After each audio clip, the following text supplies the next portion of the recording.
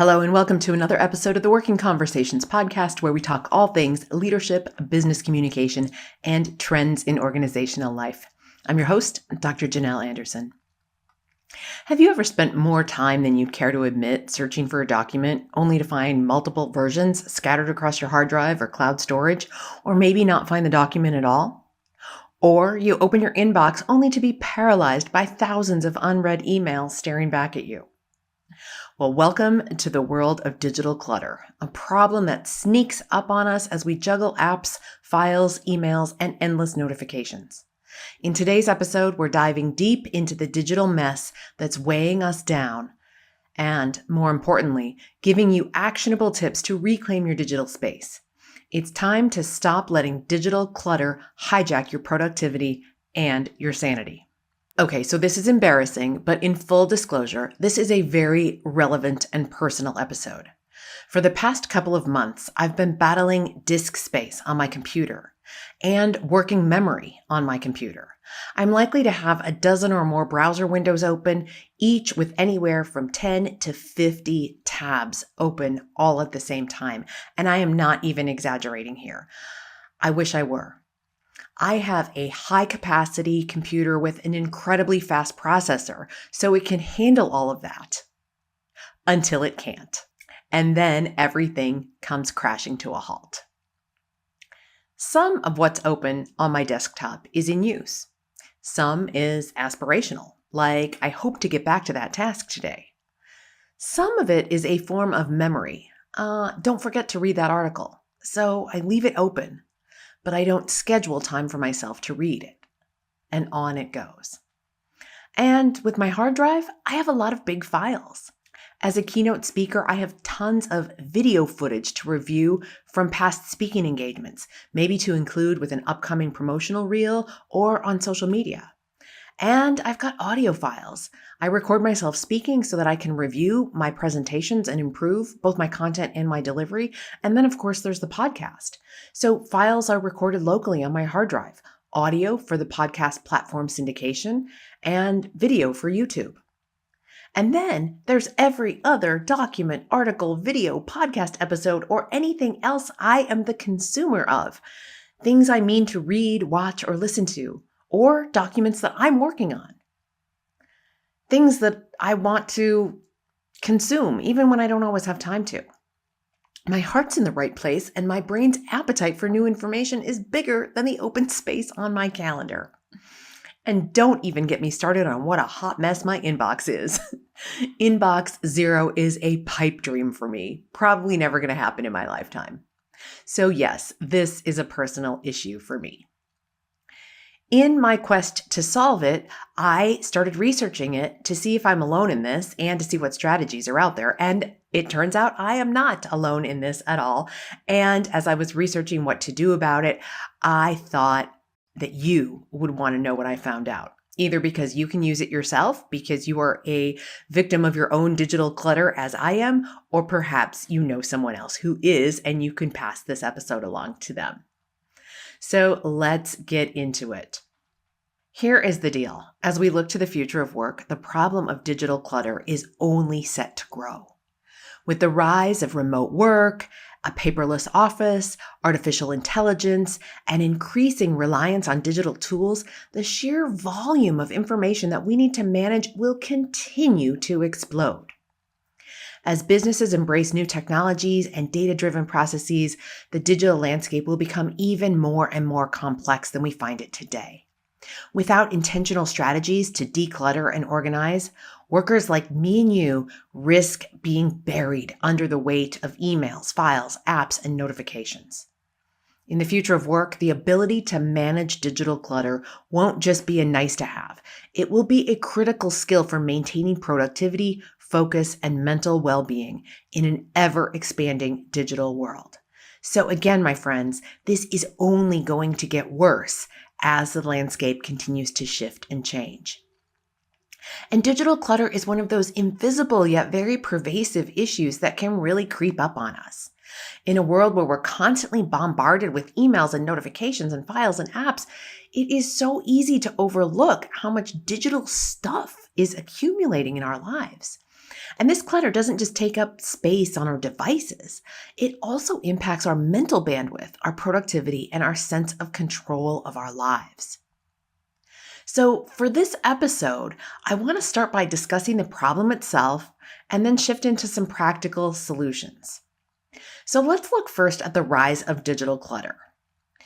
This has become a massive problem for both individuals and businesses alike. It's not just me and you, it's the companies that we work for.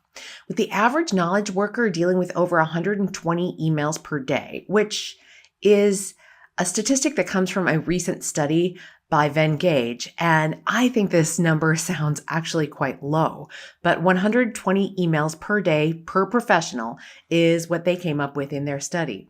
And of course, in addition to email, we have countless files and apps and digital tools that we're using, and managing the influx of information has really become a daily challenge. Research has shown that digital clutter can lead to decision fatigue, where we're having a hard time making decisions and certainly probably not making the best decisions. It also demonstrates that a decrease in focus and even in our anxiety levels. In fact, a study by IDC found that the average worker spends 2.5 hours each day searching for information, whether it's an old email, a misplaced file, or simply navigating through a sea of apps and tools to find what we're looking for. That's nearly 30% of a typical workday wasted due to digital clutter and our own disorganization. But I don't want you to fault yourself and feel like you are a disorganized hot mess. This is a pervasive problem that has crept up on us, and it's no wonder that digital clutter is being recognized as a serious issue that impacts both our mental well-being and our productivity. Now, I know I am not alone in searching for certain files or making sure I'm using the latest version of something. And for me, every once in a while, it comes down to paper files that I'm searching for as well. But quite frankly, over the past few years, my ability to manage my paper files has increased tremendously. And I think a big part of that is because I have fewer and fewer paper files, and I now have a good system set up for managing those files. And then again, I did move a few years ago, and that led to a huge release of paper in that move process, keeping only what was absolutely necessary, or in the final throes of packing, throwing everything into a box and, deal with it when you get there. I just have a little bit of that left to go through. But my paper filing system has, again, improved tremendously. But at the same time, my digital filing system has a lot of work to be done on it. Now, in addition, the phenomenon of digital hoarding is also on the rise.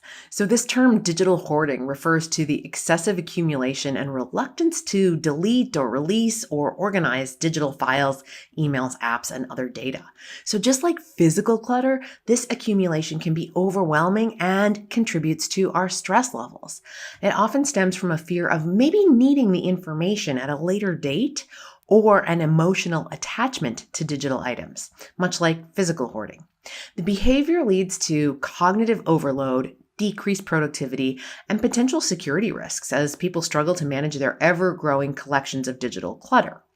Now, while it may not take up physical space, the mental and practical impacts of digital hoarding are significant, again, contributing to stress and inefficiency in both personal and professional settings. In my research on this topic, I found so much information on digital hoarding that it really does deserve its own episode. It is fascinating, so you can watch for that episode coming soon. Just know that it's a thing, and the strategies that I'm going to be sharing a little bit later in this episode are going to help you from being a digital hoarder. Now, there are some costs to our digital clutter. First of all, there is the mental load. So there's cognitive overload when your brain is constantly sifting through irrelevant information or lots and lots of information to find that one document or that one file that you need. So digital clutter contributes to this by forcing you to spend extra energy managing your digital environment. So it is additional cognitive load by having so many things to look through. Time also gets wasted. So as I mentioned earlier, time spent searching for files or emails really does add up. 2.5 hours per day. is what the research is telling us. So when our work tools are scattered and disorganized, or when the information in those tools could be multiple different places, it reduces our efficiency and it creates bottlenecks in our workflows. I mentioned decision fatigue. So what do we mean by that? Well, the more decisions we make, the more mentally drained we become. If we're making decisions about where to store something or where to put something or when to respond to an email or whether to respond to the email at all of those decisions, say even to like delete a file or not, it all adds up, making it harder and harder to focus on high priority tasks and to make really good decisions when we need to. And then there are also storage costs. Now, this is maybe less of a mental burden, but the financial cost of digital clutter is real. Many businesses and individuals are paying for excess storage on cloud platforms, backing up unneeded data, or retaining files that they'll never use again. And in addition to that, people might have multiple different cloud-based storage systems they're using, each with its own subscription fee. So we've got costs, we've got mental load, we've got time wasted, and we've got decision fatigue. So 4 issues that really, really are the hidden costs of digital clutter. Now, I promised strategies and tactics. So let's get into some of the tactical ways to reduce your digital clutter. So we know why it's such a problem. We know what it's costing us. Now let's look at some solutions. So there's a host of solutions that I came up with in my research, but I am just limiting it to 3 because I don't want to further overwhelm you. Digital clutter is already overwhelming. If I gave you 10 strategies to tackle it, I would be contributing to the problem of digital clutter. So I'm only going to give you 3 in this episode. And these are tactical strategies that you can implement to start clearing your digital space and clearing up that digital clutter. I recommend just selecting one of these 3 strategies to implement. Get one of them turned into a habit and then come back and listen to this episode again and then choose a second one and a third one. That's what I'm going to do myself. So let's first look at your inbox, and my inbox too, for that matter. One of the quickest ways to reduce digital clutter is by using an inbox triage system, and it's often referred to as the 2-minute rule. So by managing your inbox more effectively, you can start to reduce digital clutter today, like as soon as you're done listening to this podcast. So when you start with the 2-minute rule, it's going to work like this. If an email can be responded to or dealt with in less than 2 minutes, you're going to do it immediately. Now, what this means, and if you've been listening to the podcast for a while, you've heard me talk about email management in the past. What this means is you need to have specific time set aside on your calendar each workday to manage email. It should not be an ongoing thing that happens throughout your entire day. It should be a half an hour here, specifically calendared, a half an hour there, and so forth. And when you're in that half an hour, you're going to open an email or read the subject line, and you're going to determine, can I deal with this in less than 2 minutes? If you can, you're going to do it immediately. That means that you should at least be able to get through 15 emails of some sort of substance in a 30-minute block. Now, for everything else, there are 3 choices. Either delete it if it's not needed, or if you're like me, you're like, what if I want to read that someday later? Okay, well then you're going to use strategy number 2, which is archive it. Archive it if you might need it later, but you don't need to see it right now. Now, in some email systems, archive is one of the options that you have right at your availability. If you're not using a system that has archive built into it, or you don't know how to use that, you can just set up a file called archive, or call it later, or call it someday, call it whatever you want that you think is something you're going to remember. And then anything that you're not sure if you need it is going to go into that archive or someday later file. Okay, so first, delete it if you don't need it. Archive it if you might need it later, but you don't need to see it right now. And then you're going to have some emails that are going to take more than 2 minutes for you to process them.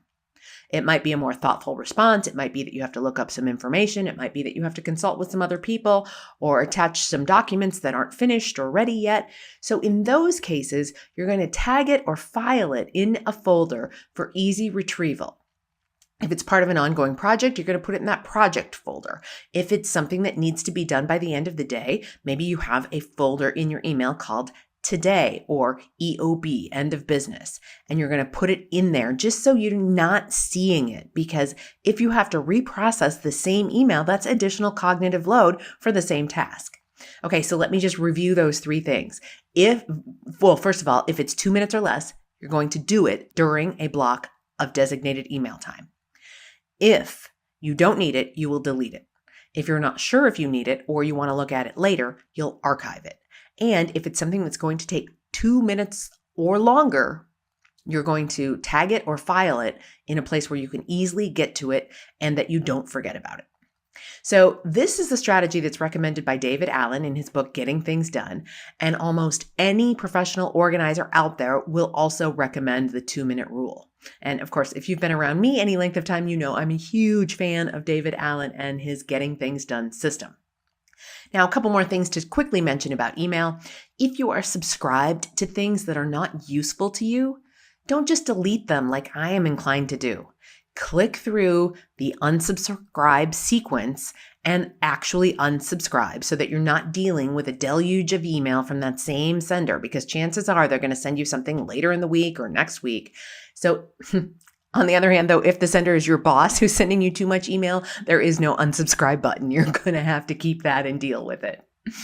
All right. And for those of you who want to take the email cleanup a step further, for long-term maintenance, set up automated filters so that email from certain senders or certain subjects or with certain projects automatically go into designated folders. Now, again, you also have to have time set aside on your calendar to go into those folders and deal with that email. And that's another layer of email management that you put into your calendar. But this helps keep your inbox cleaner and easier to manage.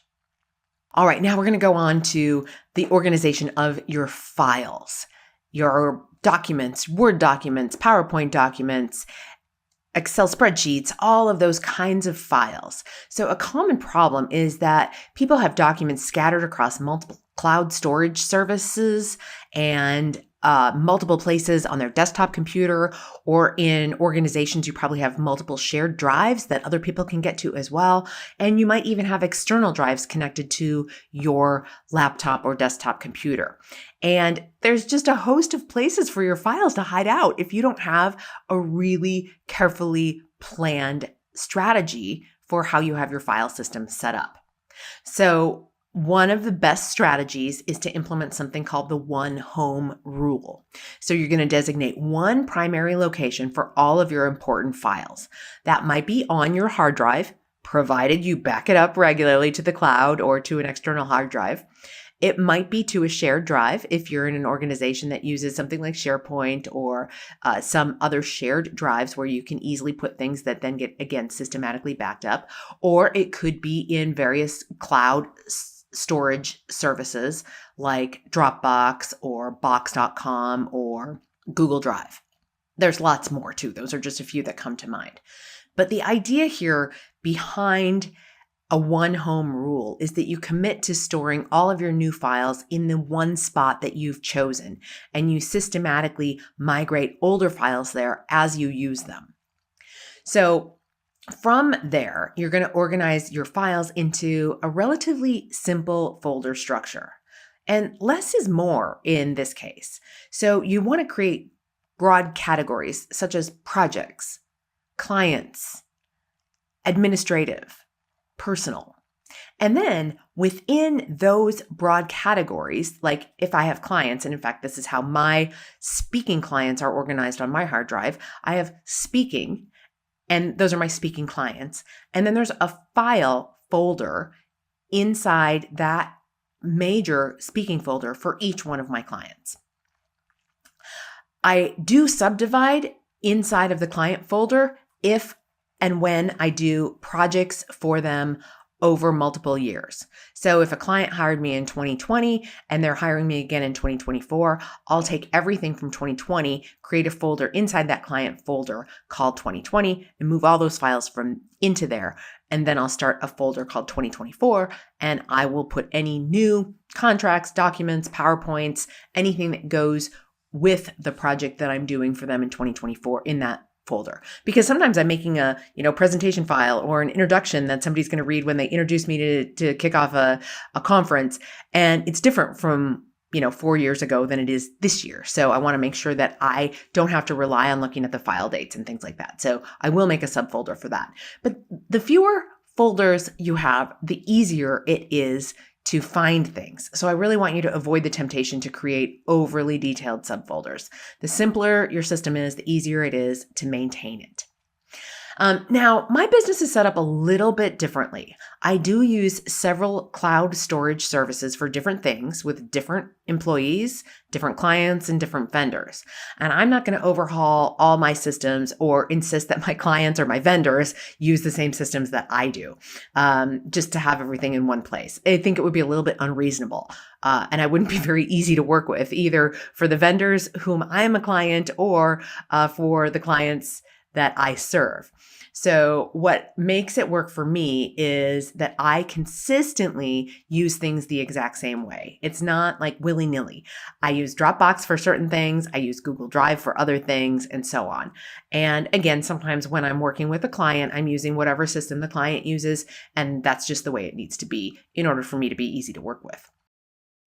But by and large, the systems that I have set up are unchanging.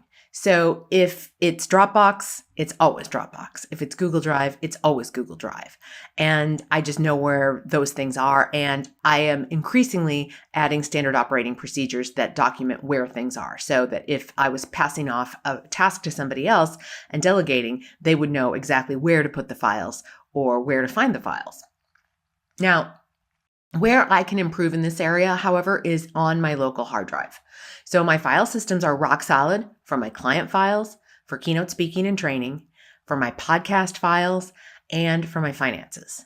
Something else like a new business idea or a product offering that I might want to entertain adding to what I do in the future, well, it might be filed under, and I literally looked at my file structure as I was preparing my notes for this episode to let you know what it might be filed under. Might be filed under a file called goals, or one called business development, or one called ideas, or one called incubation, or maybe somewhere else entirely.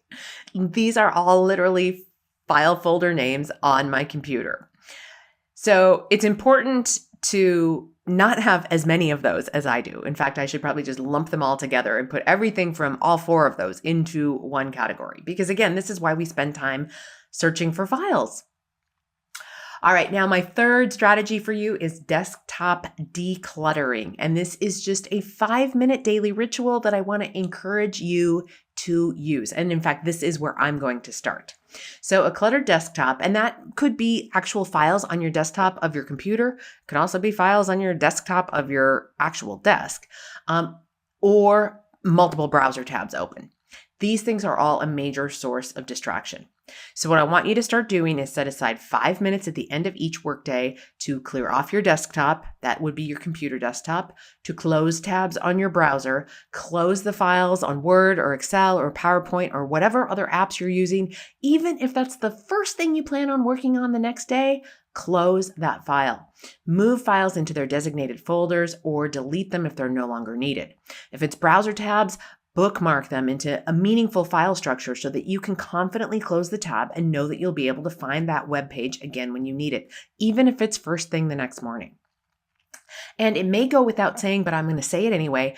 Do this on your actual physical desk too. Put things away. And I'm talking to myself here, people. I do need to do this as well. Taking my own medicine here. A little game that I like to play with myself, because, I like to gamify everything, is I call it the 10 things game, where I'm just going to put 10 things away and I will count them out as I'm putting them away. Sometimes if I have multiple sets of 10 to put away, I will put on some music and I will literally be decluttering my physical space by putting files away, or if I just have like pens and highlighters and things like that, I don't need more than one pen on my desk at any given time. In fact, I can put them all away for the night. I just play the game of put 10 things away. And once 10 things are put away, I put away another 10 things and another 10 things. And again, it just makes it a little bit more easy and fun. A clean desktop, whether that is the desktop on your computer, your browser, or your physical desk, provides a mental reset, and it helps start the next day with clarity. So those are my 3 strategies for you. First, inbox triage with that 2-minute rule, and then everything else, delete, archive, or file. The next thing, the digital file organization, make sure you're putting things in one place, or if it is multiple places, that it's a totally consistent and easy to follow system. And then third, desktop decluttering, whether that's your desktop, your browser, or files that got left open or that you might be inclined to leave open overnight. Now, the long-term benefits of decluttering are tremendous. Once you start implementing these strategies, you're going to see the benefits almost immediately. A decluttered digital life leads to increased focus, improved productivity, and a sense of control over your work environment. In the long run, these habits can lead to better decision-making, a calmer mental state, and more time to focus on what truly matters. In a world where digital noise is growing by the day, tackling digital clutter is an act of self-care and professional efficiency. Start small, perhaps by taking just one of these tips, like I'm going to do, and apply it for a week. Then come back and listen to this episode again and select a second strategy. That's how the best, most lasting changes occur. Small steps over time. After a few short weeks, the accumulation of these steps and these habits will lead to big changes. Digital clutter may feel overwhelming, but as with any type of mess, the solution starts with small, manageable steps. Whether it's triaging your inbox with the 2-minute rule, organizing your files in one central home, or simply decluttering your desktop at the end of each day, these habits will help you clear the mental and digital noise that's been holding you back. By tackling your digital clutter head on, you'll not only improve your productivity, but you'll also regain a sense of control in your work life and your personal life. So choose one strategy and start today. You'll be amazed at the clarity and focus that follows. Remember, the future of work is not only about technology, it's about the values we uphold, the communities we build, and the sustainable growth that we all strive for. We need to keep exploring, keep innovating, and keep envisioning the remarkable possibilities that lie ahead.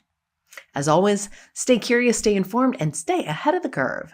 Tune in next week for another insightful exploration of the trends shaping our professional world. Now, if you learned something in this episode or you simply enjoy the content, please subscribe to my channel on YouTube, subscribe to the podcast on your podcast platform of choice, and follow me on social media. These are all excellent, no-cost ways for you to support me and my work. Over on YouTube, make sure you hit the subscribe button and knock that little bell so that you get notified every time there's a new episode out. You'll find me on YouTube at youtube.com, Janel Anderson, PhD. Wherever you're listening or watching, please leave me a review or a comment. It helps other listeners find me and it lets me know that you're along for the ride. Until next time, my friends, be well.